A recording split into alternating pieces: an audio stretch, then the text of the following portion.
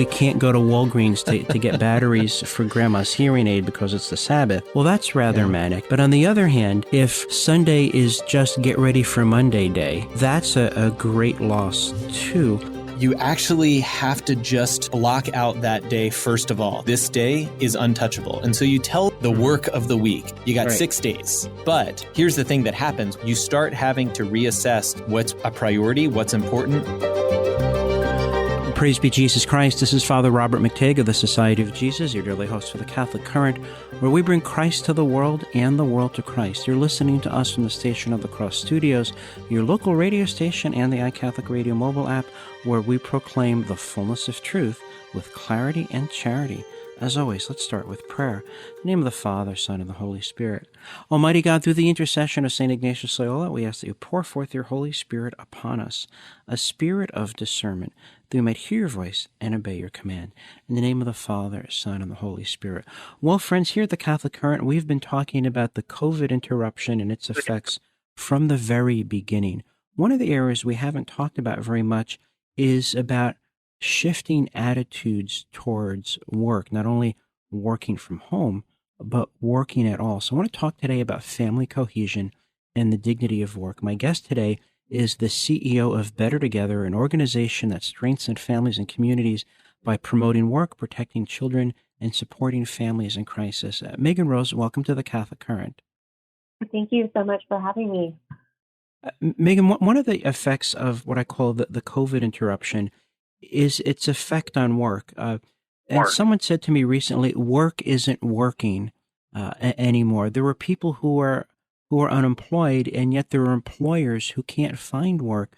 McDonald's is offering signing bonuses, thousands of dollars. What's going on here? So COVID has really created an interesting dynamic in the employment market. Our economy right now is very artificial. It's changing every single day. It's like COVID took our economy, it's like a snow globe. It shook it up, and we're still seeing how the pieces fall. But one of the most devastating things we've seen as a result of the pandemic is people have lost their workforce. They either lost their jobs because of COVID, the virus. Now people are losing their jobs if they're not willing to be vaccinated. People are changing industries based on, what happened and how things played out based on their leadership and their governors. And the discouraging part is a lot of people have left the workforce or left their job, but they're not re-entering the workforce. They're collecting unemployment, other government benefits, and the longer that people are out of work, the harder it's going to be to get them reconnected to work. And there's a lot of negative impacts from not working. Well, I want to focus on the curious situation that we're in. As I said, we've never been in a situation for like this before, where work kind of went away, not because there was no work to be done, was you couldn't get to work at all. Some people went out of business. Some people started working from home, making other arrangements. So it was understandable that different governmental authorities would want to step in, at least temporarily, fill in the gap. How you do that and to what degree, that's something that honorable people may disagree about. And I'm not an economist. I'm a humanities major. What concerns me is that we've gotten to the idea where, if I'm making more money by doing nothing, then why do something? Why do anything? Is that the kind of thing that you've been encountering in your own work? Yes, we've been seeing that all over the country. There's no incentive to go back to work. And if you think about it, it's, economically makes sense for some families. If they are getting paid more to stay home, where is the incentive? Where's the push to be able to go back out into the workforce, to put yourself out there and find another job? And we're not in the Great Depression right now. There are lots of employers that are looking to hire people. Like you said, we have McDonald's offering sign-on bonuses. The majority of employers that we work with nationally are hiring top wage jobs. I mean, $25, $30 per hour jobs. opportunities to learn new trade skills. This is a job seeker market. There are more opportunities than ever, but where are the workers? And that is the interesting dynamic the pandemic created, is we have a surplus of jobs and opportunities, but the workers are very few. And now we're at this point, a crossroads, where we really do need to be focusing on getting people back in the workforce as quickly as possible. Just knowing just the negative impacts of not working and what that can do to people and what it can do to families. Friends, I'm speaking today with Megan Rose. She's CEO of Better Together, an organization that strengthens families by promoting work and protecting children. Megan, I think we're at a point now where we have to make a decision that we're either going to work for a living or vote for a living. And someone once said to me, "You never vote Santa Claus out of office. That never happens." And the idea of, hey, why work your not glamorous job when you can get free stuff from other people who work? I can understand why that's an easy sell. That doesn't bring out the best in people, though, does it? No, I think as a society, we really have forgotten the benefits of work beyond a paycheck. Having a job gives you purpose. It gives you an opportunity to share your God-given talents with the world. It provides dignity and pride that comes alongside of the joys of being able to provide for your family, to be a positive role model for your children. Work gives us a sense of community, identity. Work makes you better. You're improving upon yourself. You're learning skills, and you're challenging yourself. And these are all the really great attributes and values that we're missing. And if you also think of that younger generation, these children that are at home, that are watching their children, their parents not work, work ethic is taught. And so we're now showing that work is no longer a valuable thing. We're seeing parents no longer get up in the morning, get dressed, and ready to go out into the workforce. Their children are watching them, sleep in, stay in their PJs all day. Think about that example and the consequences this is going to have for that younger generation and that younger generational workforce that we need as a society. Well, Megan, growing up as a boy, my father, God rest his soul, was a blue-collar worker. The thrill was gone in his job very early on. And even when I know that he did not like his job at all, every year he would be Employee of the Year. We'd get all sorts of prizes and medals and plaques and trophies and gifts and so on. And this is from a guy who really didn't like his job. But, every night he his lunch would be ready. His breakfast table would be set. I can't remember him ever taking off work for any reason. And then not working was considered catastrophic.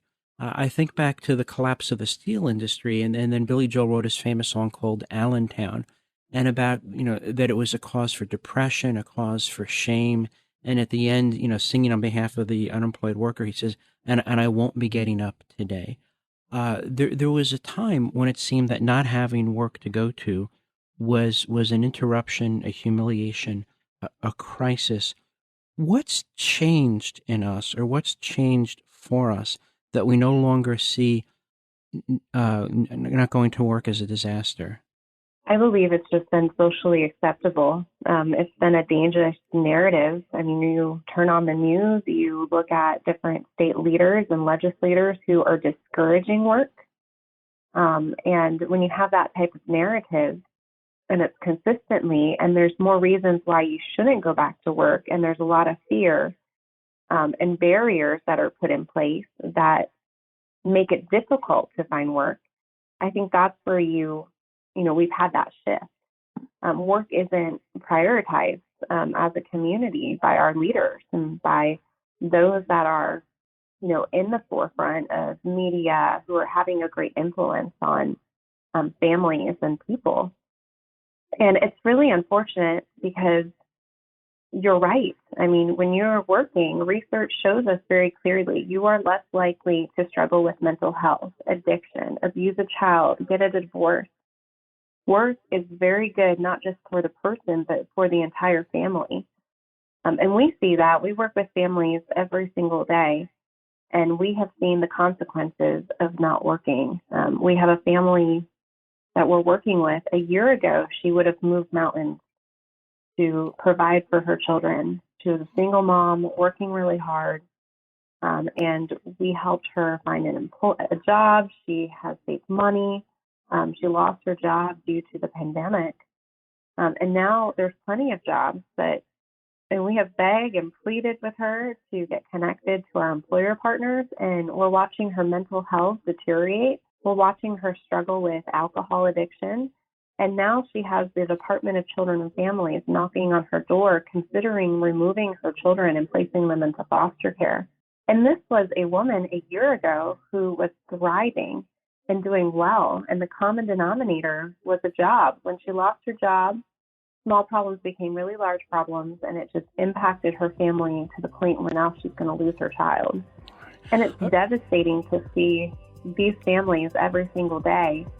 Right, in a crisis that I think could have been avoided. Friends, when we come back, we're going to continue our conversation with Megan Rose, CEO of Better Together, an organization that strengthens families and communities by promoting work and protecting children. In the next segment, we're going to be talking about what is a real job. Remember, our rallying cry here at the Catholic Current is Christus Mundo, Mundus Christo, bringing Christ to the world and the world to Christ. We do it because our Lord says so, for the greater glory of God, the love of our neighbor, and the salvation of our own soul. Let's do it together. We'll be back in 2 minutes. Stay with us.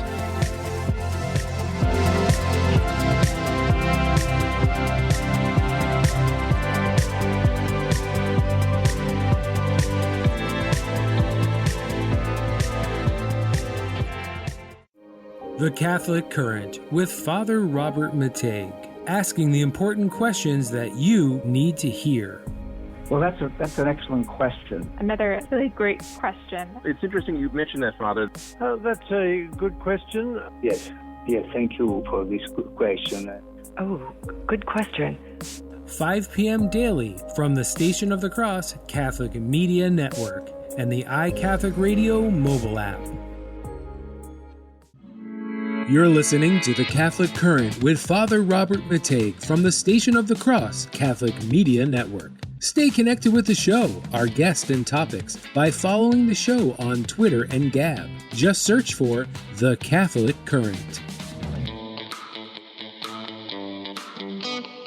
Praise be Jesus Christ. This is Father Robert Mateg of the Society of Jesus, your daily host for the Catholic Current, where we bring Christ to the world and the world to Christ. You're listening to us from the Station of the Cross Studios, your local radio station, and the iCatholic Radio mobile app, where we proclaim the fullness of truth with clarity and charity. We're talking about the effect that the COVID interruption has had on work and workers and family cohesion and our perception of the dignity of work. My guest today is Megan Rose. She's CEO of Better Together, an organization that strengthens families and communities by promoting work and protecting children. Megan, you had a very interesting article in the Washington Examiner with a curious title. You said, "Not everyone can be a TikTok star. Let's get back to work." And it made me think of when Mike Rowe had his famous series called Dirty Jobs. And I mean, God bless the people who do that work. They were doing things that I don't think that I would be able to handle. And Mike Rowe never interviewed a YouTube influencer or a TikTok star.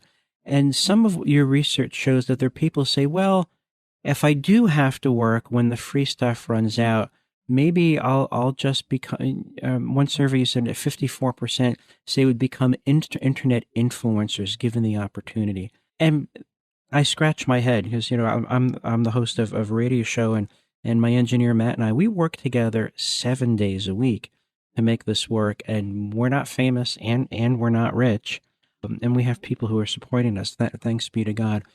What's going on with the delusion that somehow I can become easily famous and wealthy rather than doing real work? How did we get here? Yeah, it's actually just the studies that have come out just through surveys. I mean, nearly half of millennials and Gen Z workers would quit their job if they have to return to their office. 54% say they want to be an internet influencer given the opportunity. And this is our younger generation. This is your younger workforce. So to me, that is really sounding the alarm and very scary that we've created this narrative, we're showing by example that if you can't find the perfect job, or maybe not the most glamorous job, it's better not to work at all. And the reality is not everybody can be a TikTok star. It is very, there are some people that are influencers and they've been successful at that. But the reality is that isn't a job for everybody. It's not something that is going to guarantee consistent employment and pay for a family. But there's this unrealistic expectation that it's very achievable. You just have to work hard enough and go for it. But the reality is it's not an option for everybody. And there are really great jobs out there. And so it's been challenging, and I think important to shine a light on this because, like Mike Rowe did with these dirty jobs are really important. They keep our economy going. We have to have plumbers, we have to have electricians, we have to have these trade skills from day-to-day use. And because we are continuing to just focus on these glamorous jobs, these work-from-home jobs, these TikTok star jobs, these influencer jobs, we're creating this disadvantage that's really devastating. And it's just creating this narrative. If it's not your perfect job, or you're working from home, or you're an influencer, or, it's better not to work at all. I think we really need to reflect further on what happens to a person who's employed. And, I've been employed and I've been unemployed. I've spent more time than I care to remember on the unemployment diet when I was a young man. There's nothing really attractive about that. Employed is better. And gosh, I had a lot of jobs that I didn't like. But it seemed to me there was something about, but I got up every morning and I keep my word and I do the right thing. And if I got to take it on the chin, at least I'm not backing down. And that meant something to me as a young man. And my father never said that in so many words, but he gave it through decades of examples. What does it do to families where a work ethic is, and the merits of work is not taken for granted? What gets lost? I think most of us could say our very first job wasn't our dream job. But, we took these entry-level positions, not for the wages or the generous signing bonuses that we're seeing offered today through the pandemic recovery. We took these jobs because they had something more. We knew we had something more we could offer the world. We wanted to create structure in our lives. We wanted to invest in our own potential. We wanted to learn a lot of these soft skills. And that's what happens when you do start these entry-level jobs, is you're learning soft skills. You're improving in yourself. Can you be more specific about when you say soft skills, please? What are you referring to? So a lot of those soft skills are the importance of being dependable, showing up on time, managing your work calendar and your schedule, communication with your coworkers, with your boss. Think about just a lot of those life lessons you learned with those first jobs. And we have a lot of people now who they don't get jobs out of high school, or they go straight to college, and they don't get to learn a lot of those soft skills that you get to learn firsthand when you have these entry-level positions. And my first job was at Target. I was a cashier, and I remember that the first time I missed a shift and how I let my team down and the impact that it had on other people, and the importance of showing up, the importance of managing my calendar, the importance of communication, and being dependable. Those are all skills that I still practice here today in my current role. And it had a very positive impact on me when I was young. Right. And so we're missing an opportunity. People take these jobs not because they're glamorous. They're taking them because you're creating structure. You get to invest in others, and you get to invest in yourself. You get to make yourself better because you are learning new skills. You're learning all these different things that are going to help you continue in your career path and be successful. But you have to start somewhere. Right. And Right. this is a lesson I think we need to be teaching our children, that everybody does have a gift that they can share with the world, that it's better to earn a check than to collect it, because you hold your head a little higher. You move up that ladder. So you have to start somewhere. Right. And a job, the perfect job is not going to be handed to you on a silver platter. And I think the best thing that people can do is put themselves out there and just start somewhere. And we've seen people who have had criminal records, difficulty finding employment, show up, meet a hiring manager, be given an opportunity, and then work their way up the chain and become managers, get corporate cars. I mean, do Right. really incredible things, but they had to start somewhere. Right. No, I And agree it with probably that. wasn't. That we have to come to terms with being a beginner, and we have to value being a learner and not just an achiever. Friends, I'm talking about family cohesion and the dignity of work and the COVID interruption. My guest today is Megan Rose. She's CEO of Better Together, an organization that strengthens families and communities by promoting work and protecting children. Megan, I've had lots of jobs that I really didn't like, but there was something satisfying in saying, I could push past what I felt like doing at the moment. And over time, you develop a reputation for being reliable. I think, my sister and her husband are both professionally trained artists. They both taught art.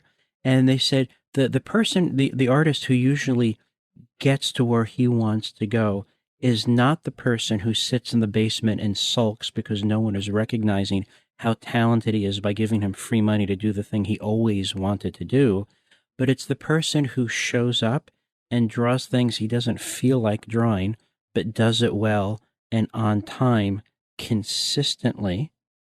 And then eventually you get that reputation, you get that freedom, you cultivate personal skills.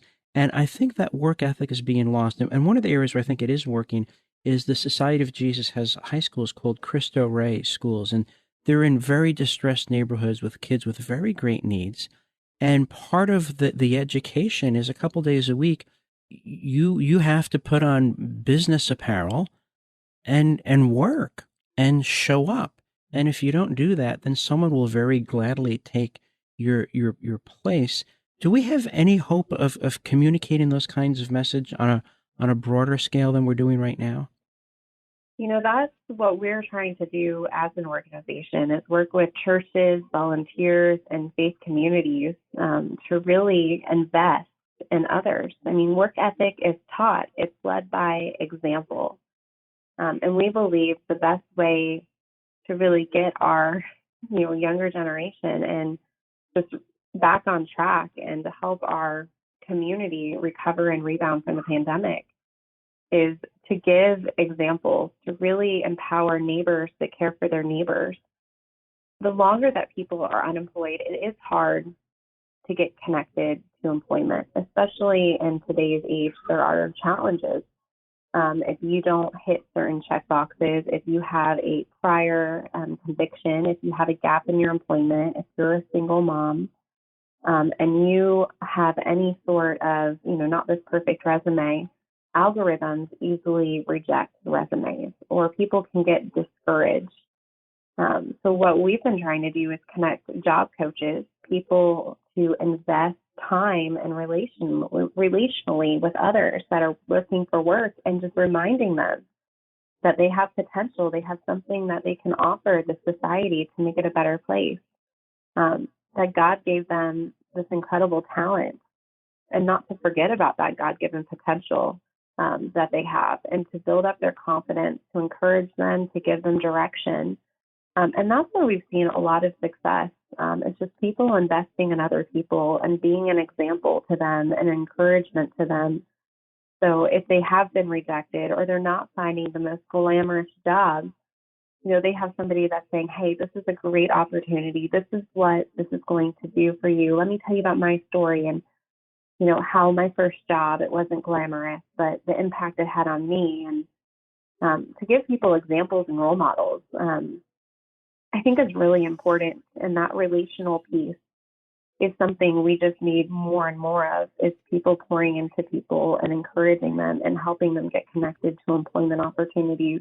Well, that's something that I want to talk about in the next segment, Megan, is that it can be daunting to say, all right, I've emerged from the COVID bunker and I don't know where to turn and I don't know where to start and I don't have a lot of confidence. That can be a very steep hill to climb. And one of the things I like so much about your organization, Better Together, is you give people resources and alliances. Friends, when we come back, we're going to continue our conversation with Megan Rose, CEO of Better Together. In the next segment, we're going to talk about what difference real work makes in the lives of families, as well as the lives of individuals.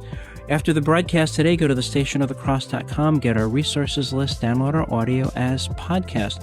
Wherever you can find audio, you can find us. Download the audio, write a 5-star review, follow the channel. We need to attract the algorithms so that these conversations can get the attention that they deserve. Take this conversation to your family and friends, and together we really can take it around the world. We'll be right back. Stay with us.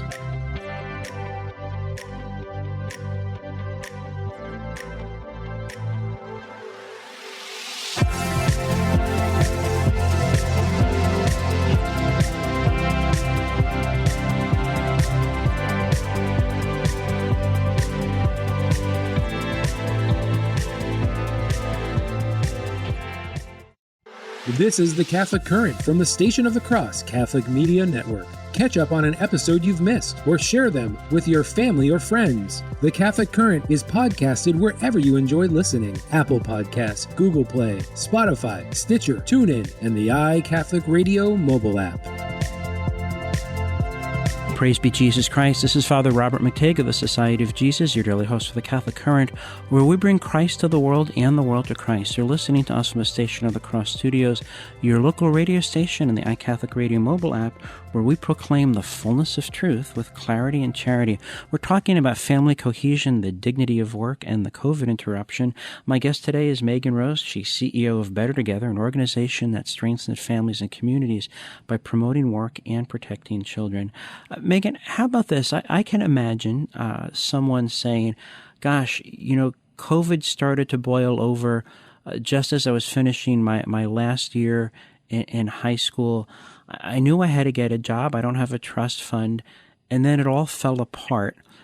We seem to at least be partially emerging from the COVID interruption, but I don't know where to start. I feel defeated before I even try. What would your organization, Better Together, offer such a person? We come across people in very similar situations to that on a daily basis.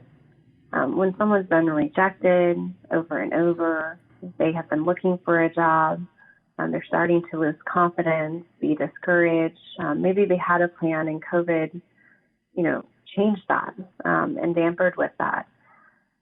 So we have been really focused on mentoring and job coaching, connecting people who are looking for work with people who are willing to encourage them, build up their confidence, help them as they connect with employers, and give them that encouragement that they need until they're able to find a job. Because even though we do have a lot of job opportunities out there, navigating it, and you could have a high schooler who had their plans set on a certain job and they have to adjust it.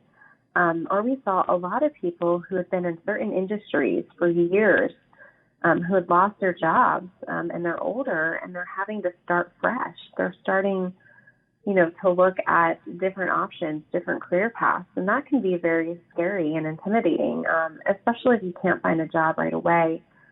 You can be easily discouraged, and it can take just a toll on you, especially if you have been rejected over and over. You start to believe that you have nothing valuable.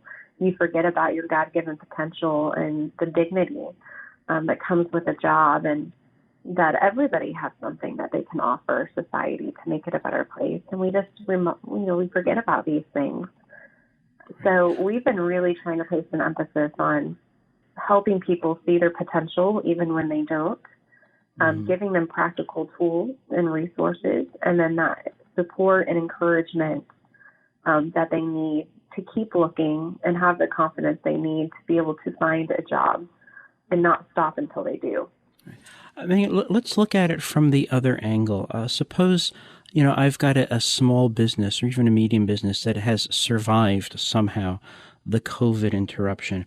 I want to reconnect with my customers. I want to feed my family. I want to, what I built, I want to be able to hand on to my kids. I can't do that without these. How would you be able to help me? We work with a lot of employers, small and large, all over the country. And we always encourage to humanize the job seeking process, to really get to know the person, to hear their story. And some of the best hires that we've seen companies make wouldn't be the perfect person on paper. We do a lot of second chance hiring events. People who are re-entering society, they need a second chance. And a lot of the people we work with who are searching for that second chance are so grateful when an employer is willing to invest in them and give them an opportunity and hear their story.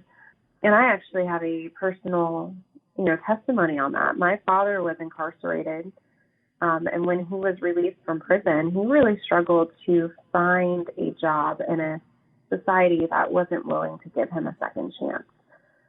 But it was a small business owner that invested in my dad and gave him an opportunity to work. And that job helped keep my dad sober. It helped keep my dad in a good place at home. It helped heal our family and keep us together. So we really just encourage. Thank you. I just, I've seen I've witnessed just through my own personal life and just through the work we do at Better Together, just the transformational power that comes from a job and what that can do for individuals. So that would be my encouragement is, look at the person, humanize the job seeking process, get to know them, get to know their stories, and take chances on people.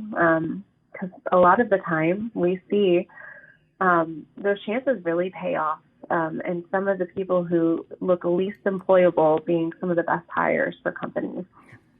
I also think that there's a role for the community at large. I've lived in communities where, for a men's clothing store, during the month of June, you get a discount on a new suit if you donate suits and you give it to men who are job seekers who are coming out of difficult situations. Or there are barbers will give somebody a haircut and a beard trim and so on to make them look more presentable for for a job interview.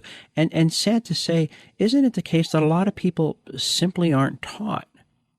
They aren't taught those basic skills, like how to make yourself presentable, how to conduct yourself in a job interview, how to put together a resume. Does your organization help with those things also? Yeah, so a lot of people just don't know what they don't know. They were not taught by their parents. They did not have the opportunity or received it in their education. And just basic things, how to interact with a hiring manager, how to present yourself, just as simple as even, too, having a presentable personal email. You have a high school email, and it's, when you're looking for a job, you might need to change that. So we work with the faith communities all across the country, churches and faith institutions, and train them to offer hope-filled job fairs in their communities.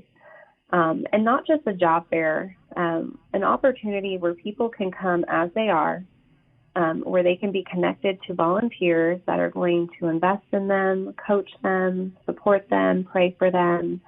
They can get connected to resources like clothing. They can get a haircut, little things that you and I might, take for advantage. Some people don't have resources to be able to get a haircut. And it's amazing. We go to these job fairs and we'll watch, people show up who are homeless, who have been really struggling, and we'll watch them get a new outfit. They get a haircut, and you can just see their confidence just, or evening out the playing field. You can see their confidence growing.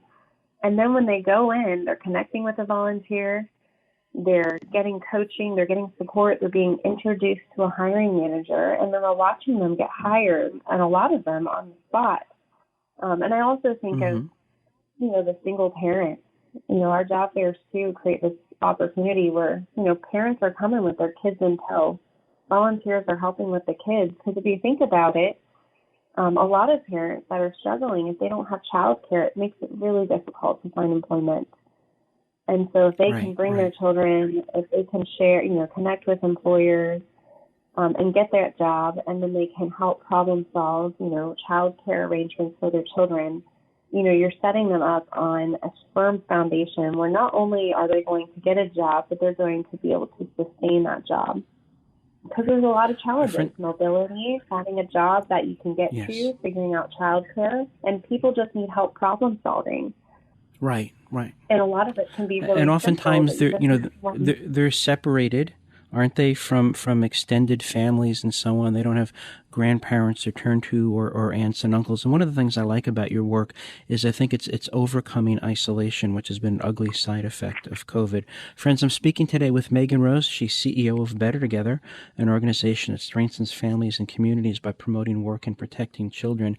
Megan, I really am enjoying hearing about the types of work that you're doing to get people gainfully employed, and it's not only good for the economy, it's good for the individual, it's good in terms of self-respect. What's the positive overflow into families when mom or dad is connected to work again? We started our jobs program through another program. We were actually working with families that were on the verge of losing their children to foster care. And we quickly realized that these families that were in crisis, about to lose their children, that were struggling with addiction, mental health, homelessness, one of the things they all had in common, 86% of them, was they spiraled into crisis because of financial issues or issues related to work.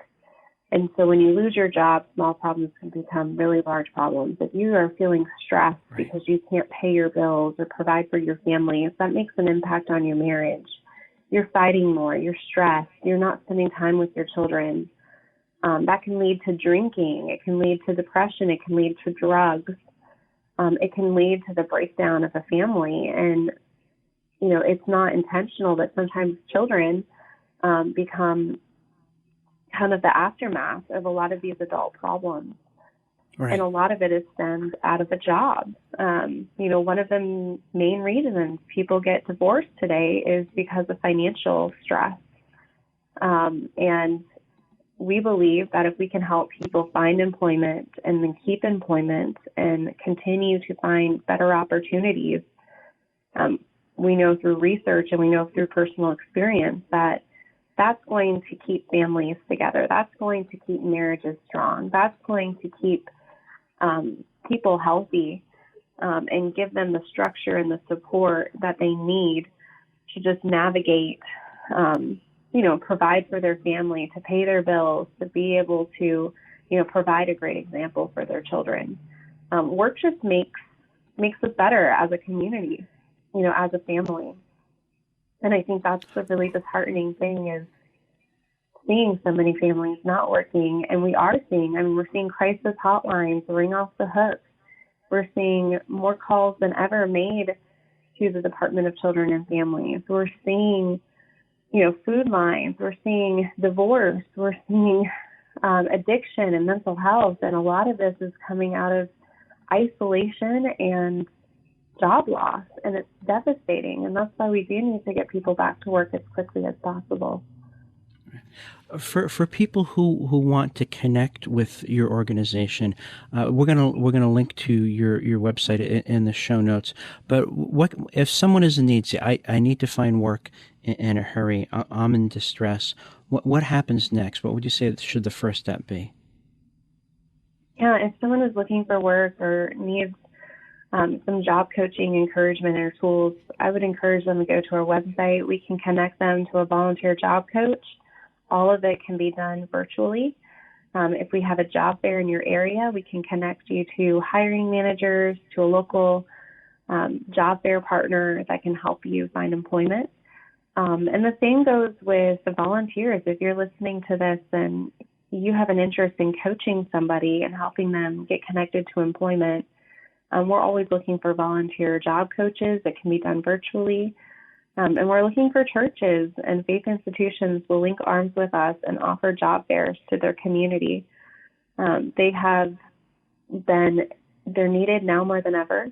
Yes. And it's such a unique opportunity for you to serve and care for your community and give them opportunity and remove barriers and make your community a better place.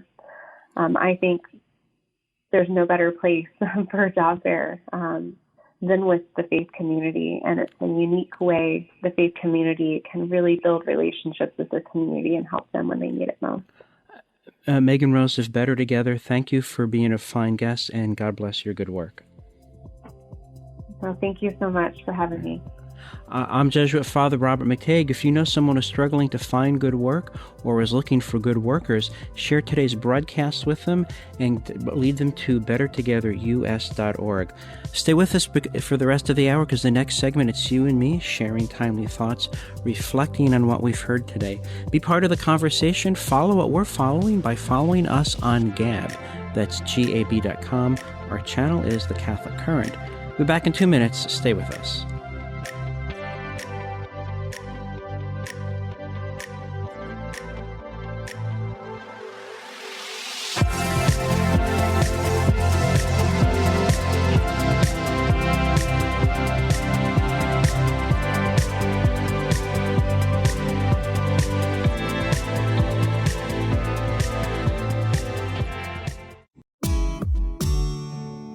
The Station of the Cross thanks our financial supporters who have enabled us to broadcast Catholic programs for more than 20 years.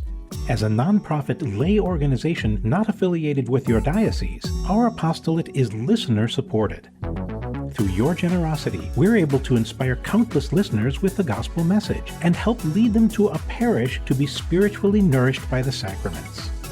Thank you for your continued support, and may God bless you and your family. After today's broadcast, go to the Catholic Current show page on thestationofthecross.com for info on today's guests, the show resource links, and to sign up for our weekly email of upcoming shows.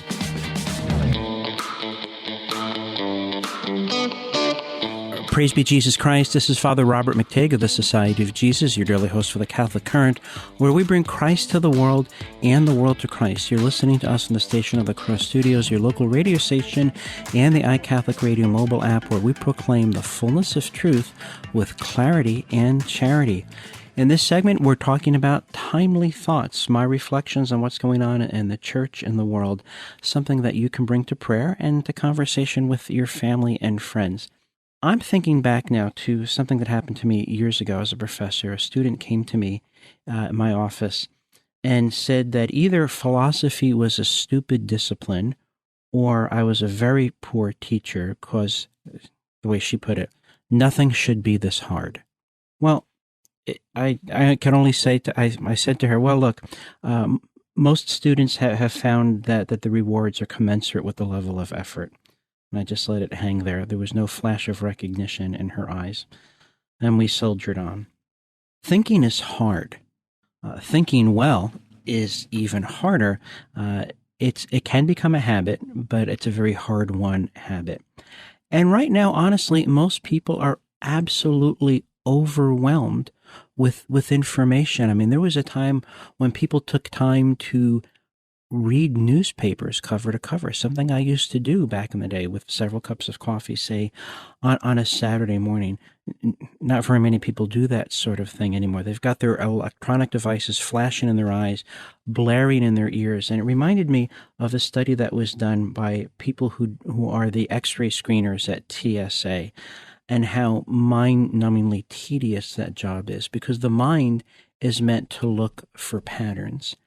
And what they have to do in their job is not look for patterns, but look for anomalies. Look for the things that don't fit. When you are being absolutely flooded with information, you can't possibly investigate all of it yourself. You can't click on all the links. You can't run down all of the footnotes. You can't do a rigorous logical analysis.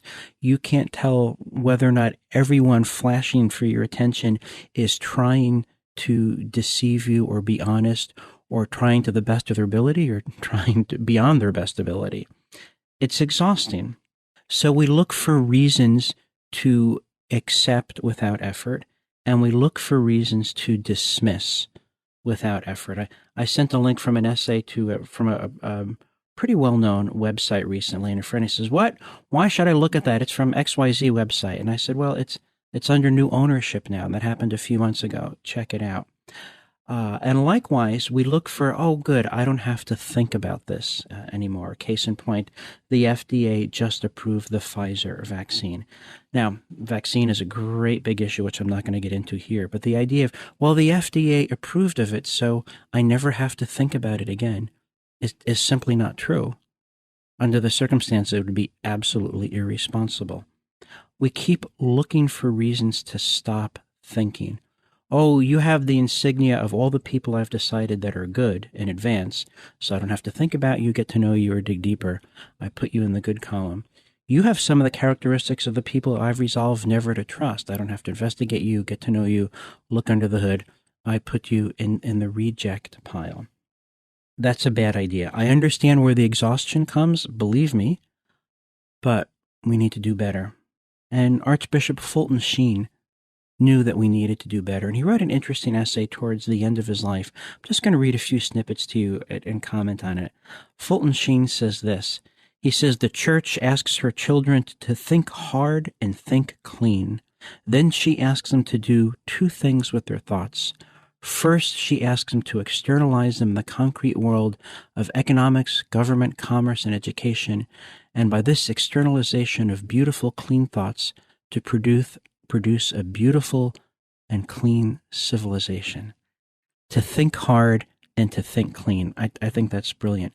He goes on to say, the church asks her children not only to externalize their thought and thus produce culture, but also to internalize their thoughts and thus produce spirituality. In other words, friends, it really matters what we think and how we think and what we think about. Archbishop Sheen goes on to say, a character is made by the kind of thought a man thinks when alone, and a civilization is made by the kind of thoughts a man speaks to his neighbor. Let's pause for a moment. What's your internal monologue like? And how is it formed by whatever you have plugged into your ears or flashing before your eyes? Does it help you conform to Christ or not? If you're not sure, hit the pause button. If the answer is no, hit the stop button. Goes on to say, a civilization is made by the kind of thoughts a man speaks to his neighbor. What are we saying to our neighbor? In our tweets and our text messages and our social media posts, the types of things we endorse and laugh at or poke fun at. Are we building a moral house in which anyone would want to live, in which we would want to live? What we think and what we do and say and produce in light of what we think is tremendously important. Archbishop Sheen concludes, on the other hand, the church discourages bad thinking, for a bad thought set loose is more dangerous than a wild man. Let's reflect on that a moment. I have been in very many group settings where someone with a set of grim determination announces, I have to speak my truth. And part of me wants to say, good for you, knock yourself out. I don't have to listen to your truth. Your truth makes no more claim on me or my conscience or my loyalty than the announcement of your favorite dessert topping. It may be fascinating to you, may be important to you. It doesn't compel me. But if you have to say, I have to speak the truth, I must point to what I know is good and beautiful. And most importantly of all, I have to point to what Christ has revealed, then you have my attention. Because honestly, I can live without your opinion. I can live without his opinion, her opinion, their opinions. I'll manage. I know that I and you and we cannot live without the true, the good, and the beautiful. I also know quite firmly that history shows beyond the shadow of a doubt that the world doesn't do well when it rejects or forgets or denies or distorts the truth and the beauty and the goodness that Christ entrusted to the church he founded. We don't do well without the Christ of God, active in our minds, active in our hearts, active in our relationships, active in all of our efforts. So while that fire hydrant of data and images and sounds and claims and counterclaims washes over you like a tsunami, cry out for Christ. Turn to Christ, the eternal Word of the Father, He who is all wisdom. Turn to His Blessed Mother, known as Sede Sapientiae, the seat of wisdom, and rest with them. Rest with them in silence and quiet. And if you get a little fidgety, pick up your rosary until your mind and heart become quiet again. And let God, our Lord, who made you and made you for Himself, speak to you and teach you and lead you to what is true and good and beautiful. I need to do that today. I need to do it every day, and I believe you do too.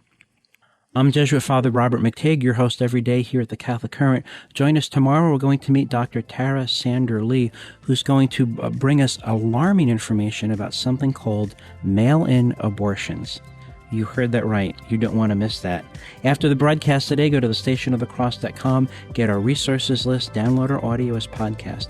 Everything you need to take this conversation to your family and friends, we make available to you. Take it to your family and friends, and together we'll take it around the world. Through the intercession of Our Lady of Mount Carmel, may mighty God bless you, Father, Son, and Holy Spirit.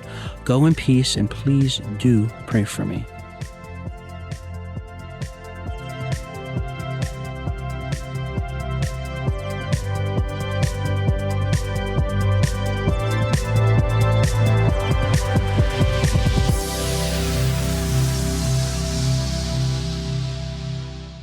Thank you for listening to this podcast brought to you by thestationofthecross.com, a listener-funded nonprofit organization. Please prayerfully consider donating at thestationofthecross.com by calling 1-877-888-6279 or through our free iCatholic Radio mobile app.